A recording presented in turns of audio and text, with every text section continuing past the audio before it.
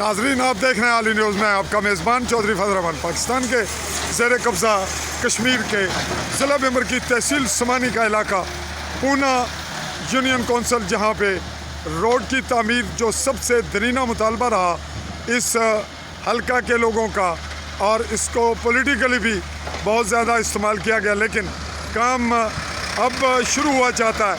आज 12 सितंबर 2021 की तारीख में, और नाजरीन इसको बताया जाता है कि तामीर का ये सिलसिला 9 किलोमीटर है, और 9 किलोमीटर चद्रून पुल जो यहाँ से इस साइड पे है, बिल्कुल बैक साइड पे चंद कदम दूर, वहाँ से ये पोठा पुल उसके आगे तक इसकी तामीर होगी।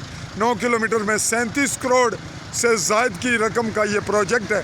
अब इसकी उखाड़ पिछाड़ क्यों है, ये मामला क्योंकि टेक्निकली है, इसको क्यों किया जाता है, और अगर यहाँ पे नक्काशी का काम दुरुस्त ना हुआ तो ये तामीर पहले की तरह फिर नुकसानदेह होगी। इस काम को आगे तक स्टार्ट में हम ले रहे हैं। आइंदा आगे बढ़ने पर हम इसकी रिपोर्टिंग जारी रखेंगे। अगले मरले तक मैं आपका मेज़बान चौधरी फजल रहमान आपसे चाहूँगा इजाज़त। अल्लाह हाफ़िज़।